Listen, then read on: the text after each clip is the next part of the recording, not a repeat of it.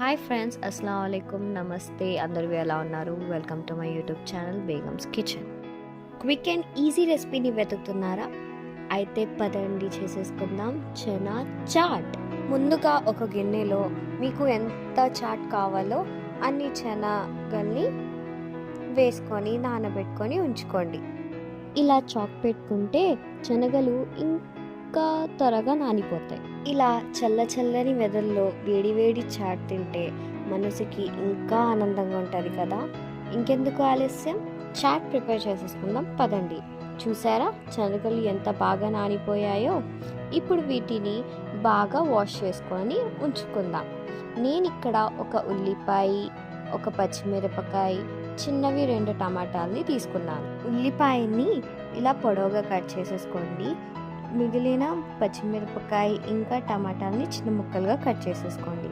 నేను ఇక్కడ ఎండుమిరపకాయ, కొంచెం కరివేపాకుని కూడా తీసుకున్నా. ఇప్పుడు స్టవ్ ఆన్ చేసి కుక్కర్ని పెట్టుకొని కొంచెం ఆయిల్ని వేసుకోండి. ఆయిల్ హీట్ అవ్వగానే కట్ చేసుకొని ఉంచుకున్న ఆనియన్స్ని దీంట్లో యాడ్ చేసి కొంచెం వేగనివ్వండి. ఆనియన్స్ వేగిపోయాక మనం కట్ చేసి ఉంచుకున్న పచ్చిమిరపకాయలు, ఎండుమిరపకాయలు, కరివేపాకు వేసుకొని ఒకసారి కలుపుకోండి. టమాటాలని కూడా ఇప్పుడు వేసేసుకుందాము. దీన్ని కూడా కొంచెమే వేయిస్తే చాలు. ఇవి కూడా వేగిపోయాక టేస్ట్కి తగినంత salt, 1 table spoon haldi, 1/4 spoon red chilli powder, ఇంకా 1 టేబుల్ స్పూన్ ధనియా పౌడర్ని యాడ్ చేసుకొని ఒకసారి బాగా కలుపుకోండి. ఇప్పుడు ఇందులో మనం వాష్ చేసి ఉంచుకున్న శనగల్ని యాడ్ చేసి ఒకసారి బాగా కలుపుకోండి. శనగలు మునిగేంత వరకు వాటర్ వేసుకొని లిడ్ క్లోజ్ చేసి ఒక 5 విజిల్స్ వచ్చేంత వరకు హై ఫ్లేమ్లో పెట్టుకోండి. 5 విజిల్స్ తర్వాత లిడ్ ఓపెన్ చేసుకుంటే మీ శనగలు ఇలా కొంచెం వాటర్తో ఉంటుంది. ఇప్పుడు దీన్ని లో ఫ్లేమ్లో డ్రై అయ్యేంత వరకు బాగా కలుపుకుంటూ ఉండండి.